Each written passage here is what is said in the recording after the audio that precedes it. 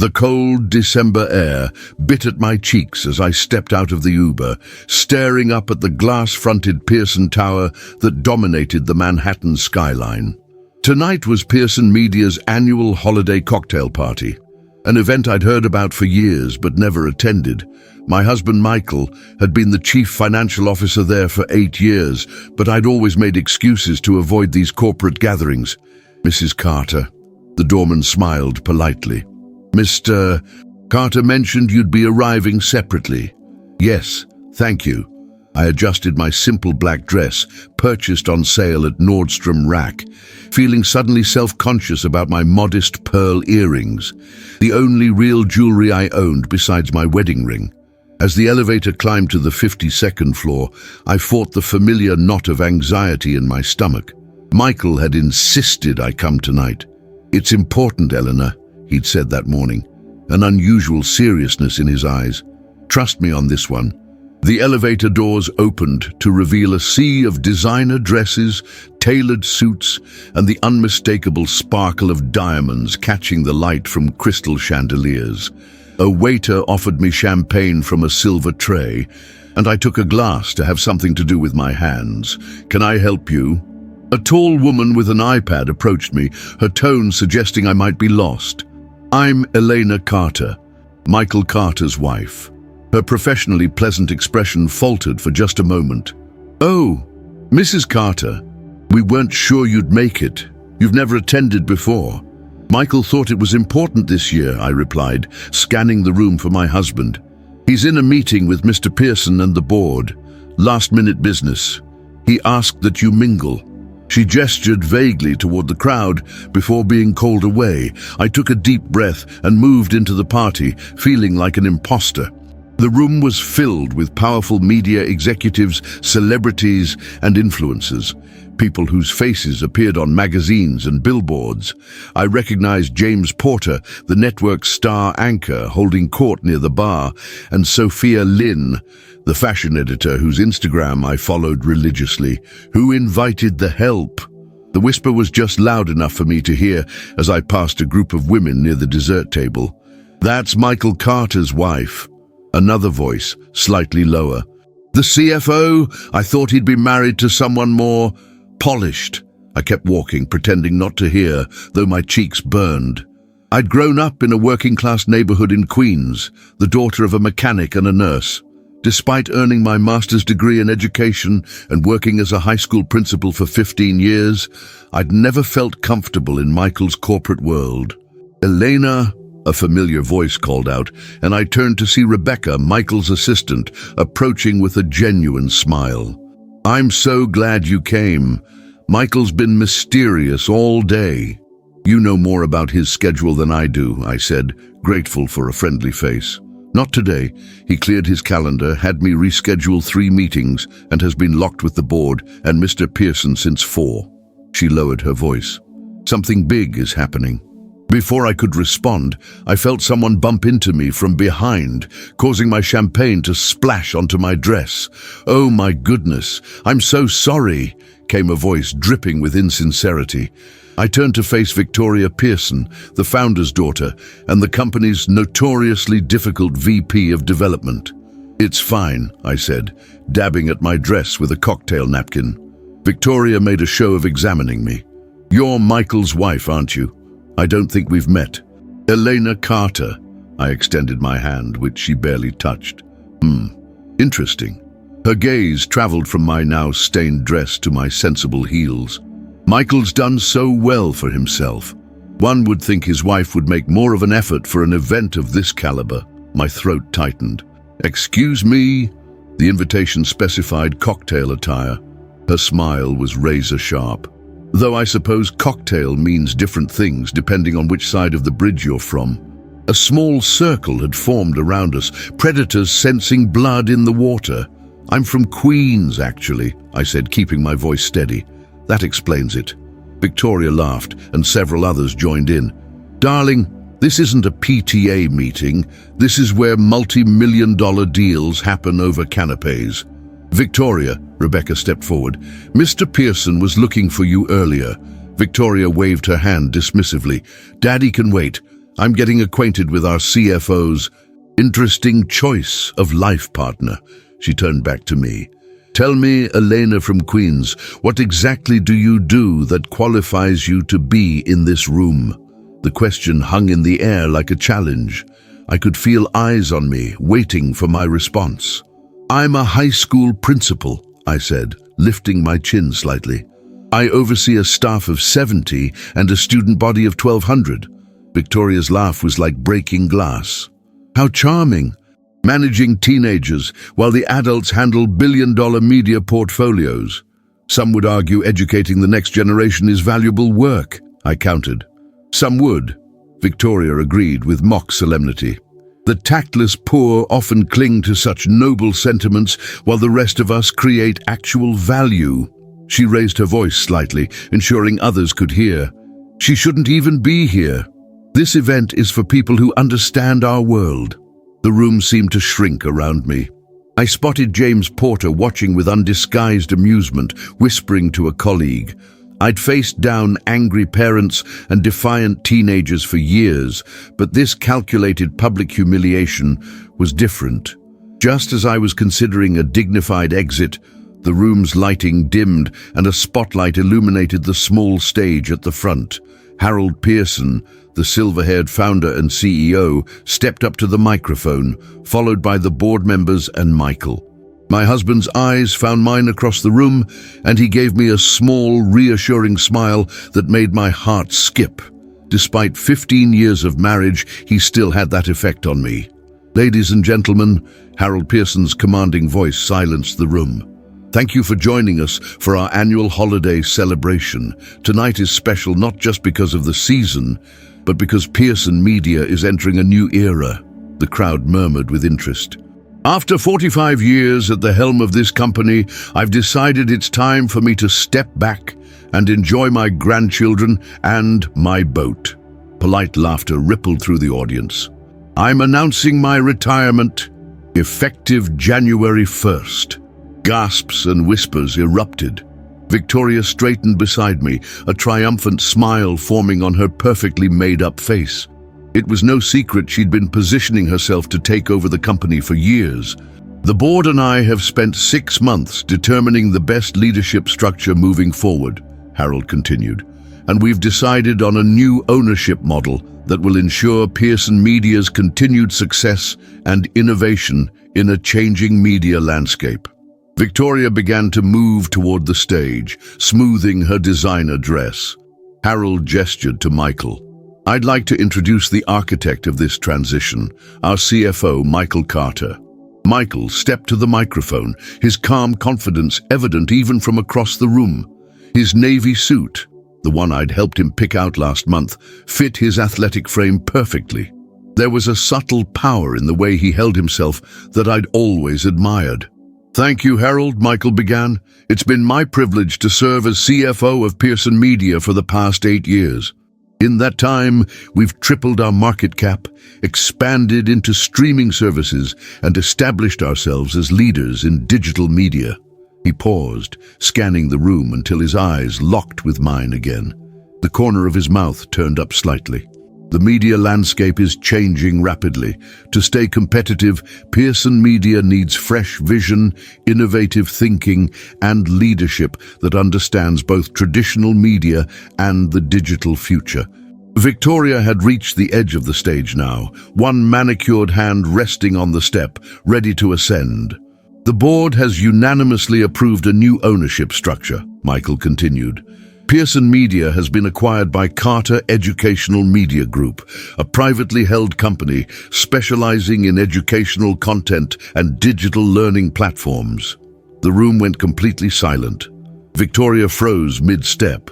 As of January 1st, Pearson Media will become the flagship brand in the Carter portfolio, though it will retain its name and core identity.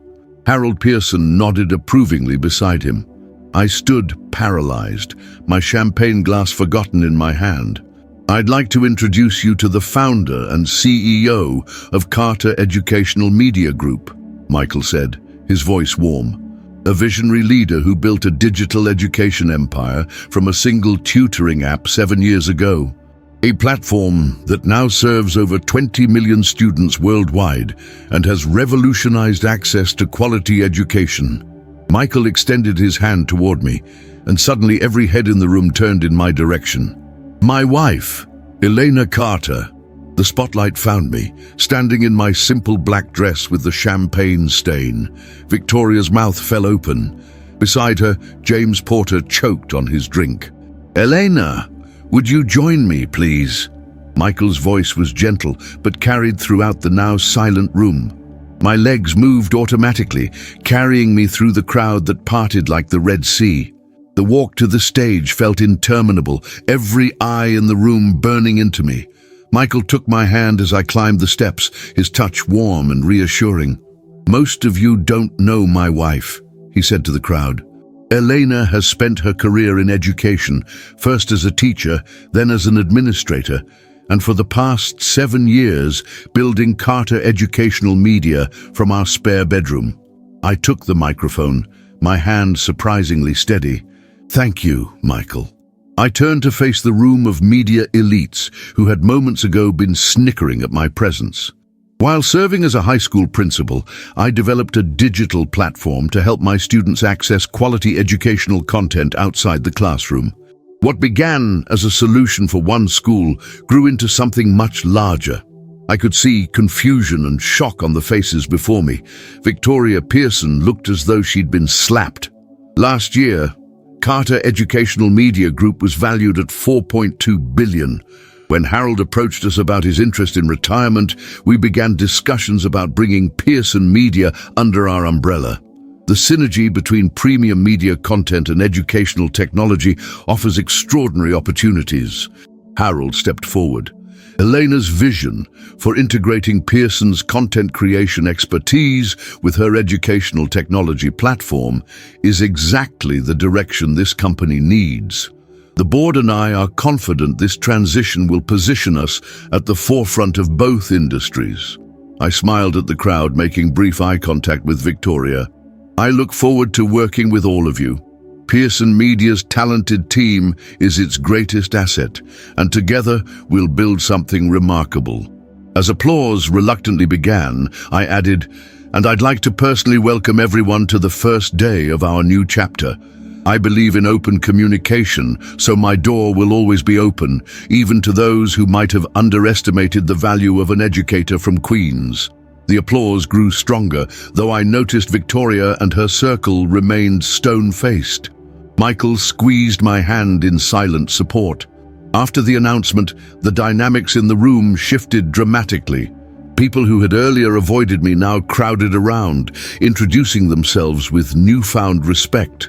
Business cards appeared from nowhere, along with invitations to lunch and promises of we should really connect. Rebecca found me in the crowd and hugged me tightly. You knew all along. I can't believe you kept this secret even from me. Technically, it wasn't final until the board vote this afternoon, I explained. Michael and I have been working on this for months, but we couldn't say anything until everything was signed. The look on Victoria's face, Rebecca whispered. I've waited years to see someone put her in her place. This isn't about putting anyone in their place, I said, though I couldn't entirely suppress my satisfaction. It's about creating something meaningful. James Porter appeared at my elbow, champagne in hand. Mrs. Carter, I'd be honored to discuss how our news division might support your educational initiatives. Thank you, Mr. Porter. I believe I overheard you earlier by the dessert table. Something about the help? I smiled pleasantly as his face reddened. Let's schedule something after the holidays. My assistant will call yours. As he retreated, Michael joined me, sliding his arm around my waist. You're enjoying this a little, aren't you? He murmured in my ear. Maybe a little, I admitted, though I'm still processing the fact that we actually pulled this off. You pulled it off, he corrected me. Carter Educational Media is your creation. I just helped with the numbers. We did it together, I insisted, like everything else. Harold Pearson approached with his wife, Catherine. Elena, I want you to meet my better half. She's been telling me for years we needed to expand our educational content. Catherine Pearson, elegant in her 60s, took my hands in hers. "I've been following your company's growth for some time. Your rural library initiative particularly impressed me." "Thank you," I said, genuinely touched. "That project is especially close to my heart." "Mother, father." Victoria appeared, her composure recovered though her eyes were cold. "I believe we should discuss this unexpected development privately." "There's nothing to discuss, Victoria," Harold said firmly. "The deal is done. The papers are signed." "You can't possibly expect this. School teacher to run a media empire," Victoria hissed, dropping her polite facade. Catherine Pearson fixed her daughter with a stern look. "Elena built a multi-billion-dollar company while working full-time as a principal. I think she's more than qualified." "I look forward to working with you, Victoria," I said calmly. "Your knowledge of content development will be valuable as we expand the educational programming division." Victoria's eyes widened as my meaning registered. "Educational programming? You're demoting me?" "Not at all," I replied. "I'm offering you the opportunity to lead an important new initiative. Of course, if you prefer to explore opportunities elsewhere, I understand." As the evening wound down, Michael and I slipped away to the privacy of Harold Pearson's office. The Manhattan skyline glittered through floor-to-ceiling windows as we collapsed onto a leather sofa. "I can't believe we kept this secret for 6 months," I said, kicking off my shoes, "especially from Victoria." Michael loosened his tie. Harold insisted. He was afraid she'd try to sabotage the deal if she knew. He took my hand, examining the champagne stain on my dress. "I'm sorry about how they treated you." "Don't be," I smiled. Their condescension made the reveal that much sweeter. A knock at the door interrupted us. Harold entered with 2 glasses of scotch. "You two deserve this." He handed them to us. "Elena, I've never seen," Victoria rendered speechless. "It was worth the price of the company just for that." We laughed, but his expression turned serious. "I meant what I said out there. Your vision for integrating premium content with educational platforms is exactly what Pearson Media needs." After Harold left, Michael pulled me close. "Ready to be the most powerful educational media CEO in New York?" "I'm still just Elena from Queens," I said. "Who happens to own a media empire now?" The next morning, I arrived at Pearson Tower, now Carter Pearson Tower, dressed in a tailored navy suit. The security guard, who had barely acknowledged me yesterday, now stood straighter. "Good morning, Mrs. Carter." Rebecca waited in the executive elevator. "Your office is ready. The executive team will meet you at 9. The top floor had been transformed overnight. The door to the corner office, previously Harold's, now bore a nameplate reading Elena Carter, CEO. Inside, the space had been redecorated with items from my home office, including my framed teaching credentials and photos of my first classroom. "Michael's touch," Rebecca explained. "He wanted you to feel at home." At precisely 9, I entered the boardroom where 12 executives waited, including a stone-faced Victoria.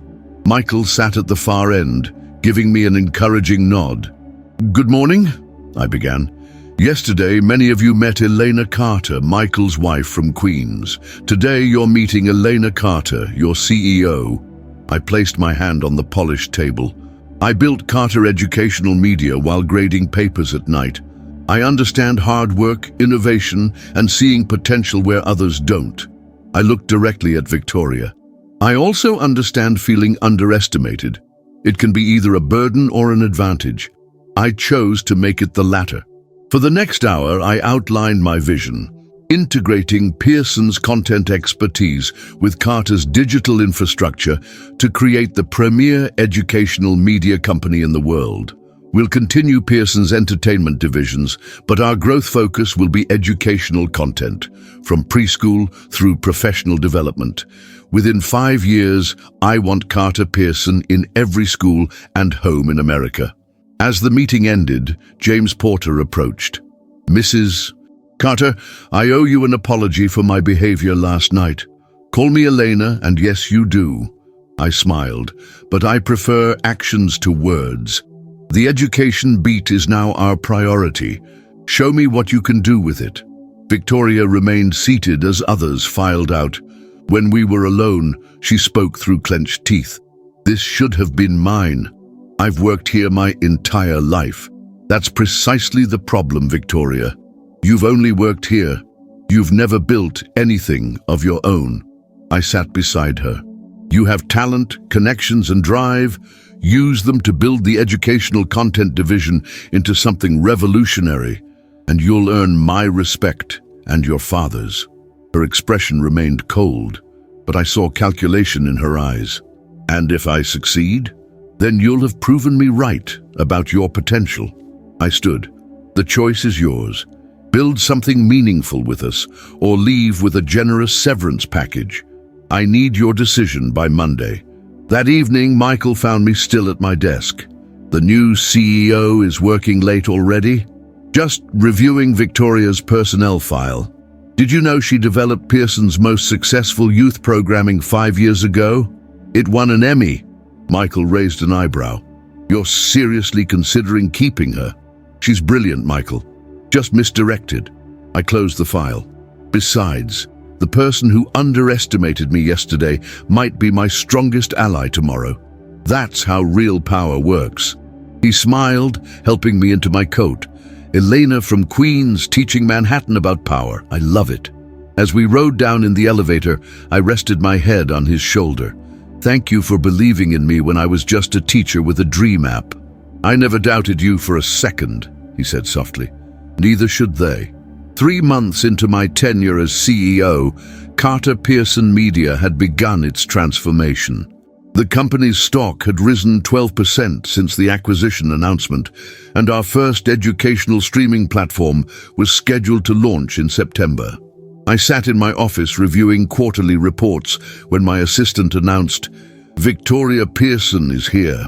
Victoria entered, more professionally dressed than I'd seen her before, a simple black pantsuit rather than her usual designer attire. She placed a tablet on my desk. "The prototype for the K-12 interactive news program," she said without preamble. "We've incorporated real-time current events with grade-appropriate context and vocabulary." I scrolled through the presentation, impressed despite myself. "This is excellent work, Victoria. Better than I expected."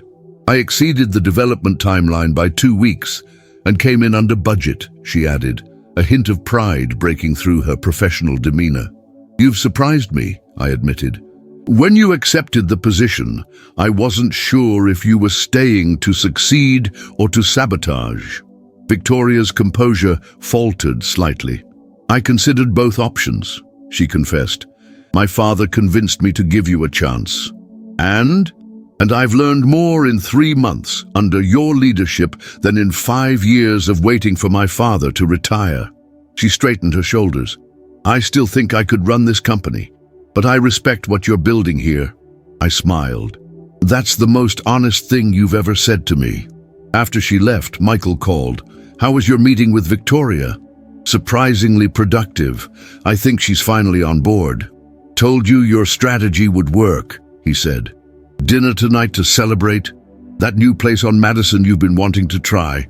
"Perfect. But first, I have a stop to make." That afternoon, I returned to my old high school in Queens. The hallways were still familiar, filled with the organized chaos of teenagers rushing between classes. My former assistant principal greeted me warmly. "The students are waiting in the auditorium," she said, leading the way. "They're so excited about the scholarship program." I stepped onto the stage, facing 500 students.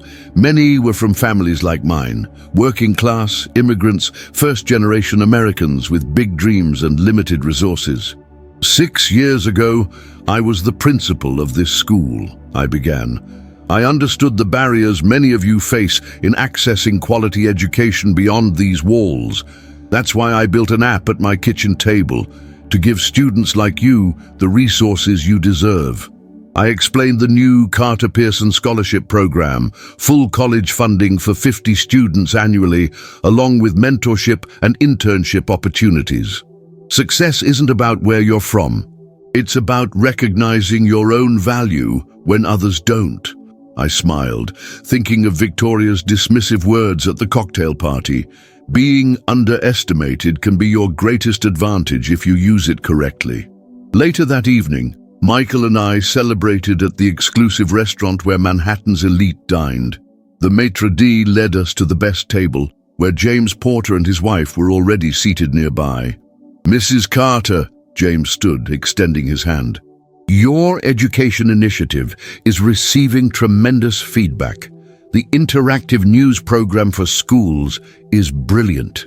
"All credit goes to Victoria Pearson," I replied. "She's leading that division now." After they left, Michael squeezed my hand. From being called tactless poor to being New York's most powerful media CEO in 3 months. How does it feel? I glanced around the restaurant, noting several Pearson executives dining with clients.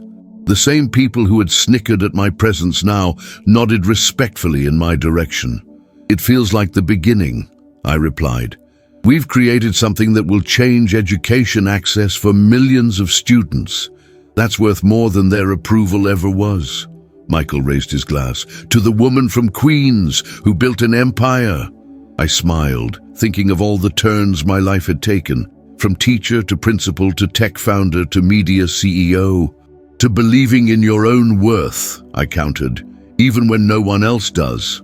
As we clinked glasses, I caught Victoria's eye across the restaurant.